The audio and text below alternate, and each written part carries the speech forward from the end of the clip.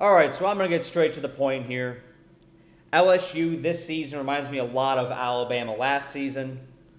Let's take a trip back to 2021 when Alabama was coming off of that monstrous 2020 national championship season.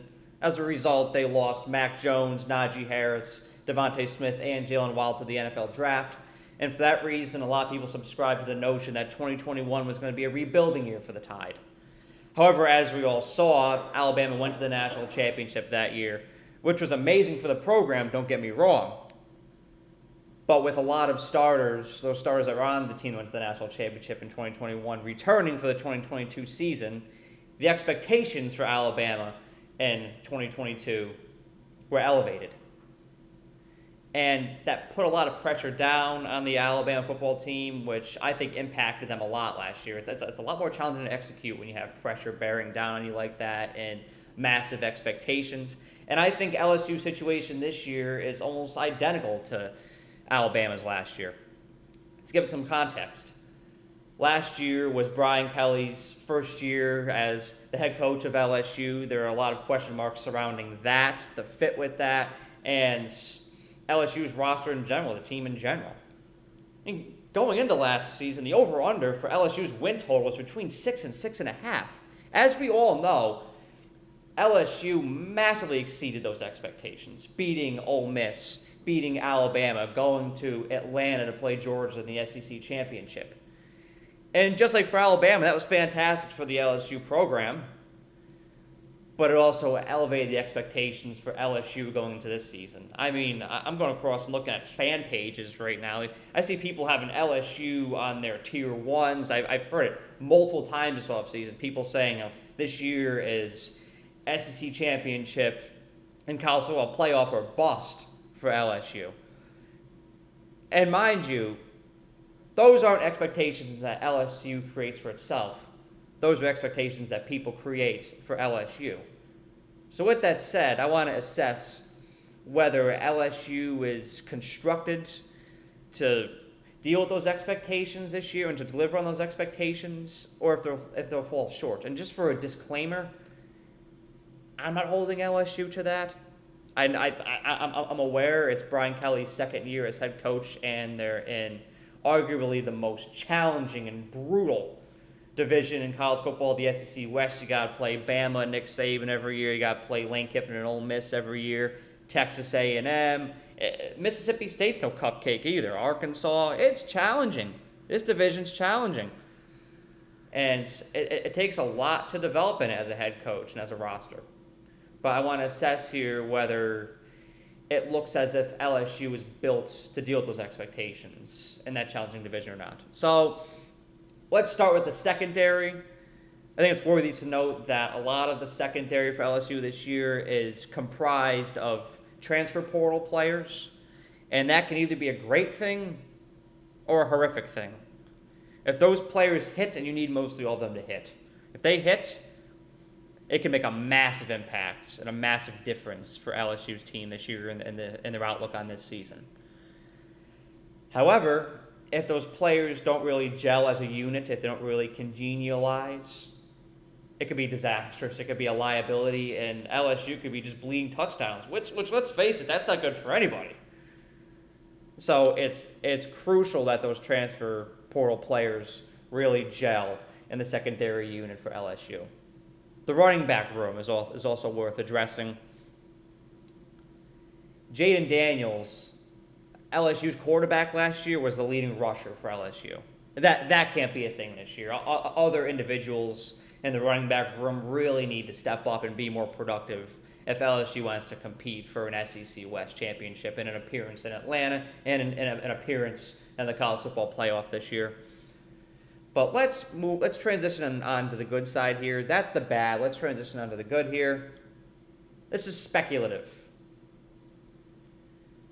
LSU's wide receiver room could be amazing this year. You've got Malik Neighbors coming back this year. You've got Brian Thomas Jr. coming back this year. These guys could really pop.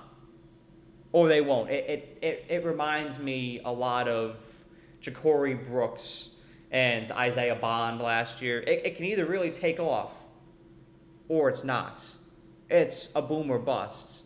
If it hits like Ja'Cory Brooks did, it could be fantastic. But if they don't, it could be really underwhelming for LSU. But just to be clear, there's a lot of promise sitting in that wide receiver room for LSU, which could be a major contributor to a special season for the Tigers this year.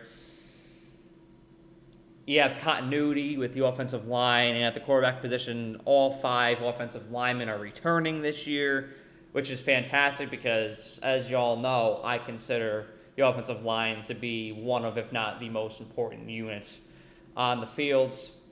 And, of course, you have Jaden Daniels returning last year, who's now an older, more mature quarterback, and I think he has potential to have an excellent season this year. And, of course, the most important component to me when it comes to dealing with expectations, head coach Brian Kelly. He's somebody who is no stranger to expectations.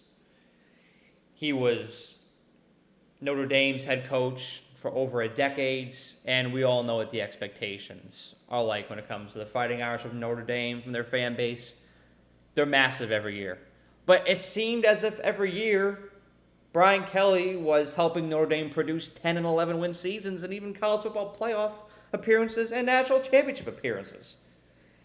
The guy's built for this. He's built for expectations. He's built for absorbing those expectations and focusing and doing what needs to be done to deliver on those expectations. That's why he took the LSU job. He said it last year. It's to beat Alabama. It's to go to the SEC championship. It's to go to the college football playoff. It's to get another ring for Baton Rouge. That's why Brian Kelly took this job. Yes, the expectations for LSU this year are massive because of what they did last year. They exceeded expectations. For that reason, the expectations are through the roof this year. But Brian Kelly's no stranger to this. He's had talented Notre Dame teams who had successful seasons going into another season with a lot of guys returning. He knows what it's like. He knows this is a situation he's familiar with, and I think because of that, he will know how to properly navigate LSU to have a successful season between 10 and 11 wins this year. Let's talk about the schedule for a second. LSU has a break when it comes to their SEC East opponents, playing Missouri this year, playing Auburn this year, playing Florida this year. Those are 3 teams I really expect LSU to have wins against. However, there's that season opener against Florida State, which is likely to be a top 10 matchup. Of course, they're playing Alabama, and Texas A&M is no cupcake either. And they're playing Ole Miss this year, as always. So, and they're no cupcake either. So they play Army out of the blue in the middle of October, which is interesting. But that should be a win for LSU. I know Army can catch teams off guards with a different style offense, but I still think LSU, of course, will beat them.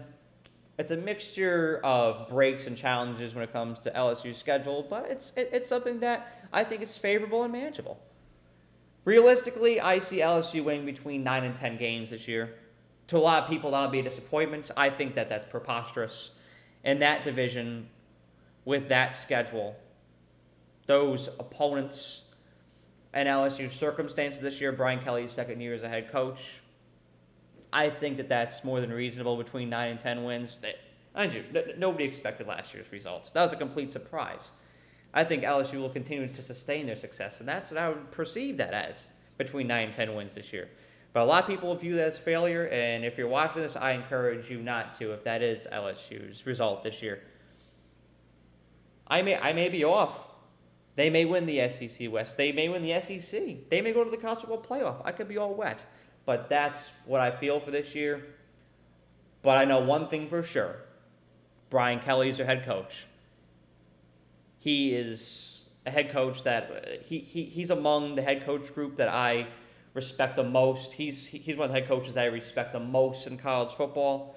And I expect him to have LSU prepared this year to meet and exceed those expectations. I can't wait to see what the Tigers do this year as we approach the 2023 college football season. Have a great day. Thank you so much for watching this video. I really appreciate you and the time that you took out of your day to watch the video. And if you enjoyed it, please be sure to like the video and share it, as well as subscribe to The Era. the more likes and subscribers I get on this channel, the more resources I can attain, and the more resources I can attain, the more value I can provide to you, the viewer. And that is how I show my appreciation for you for the time that you devote to watching my videos. So thank you so much, and have a great day.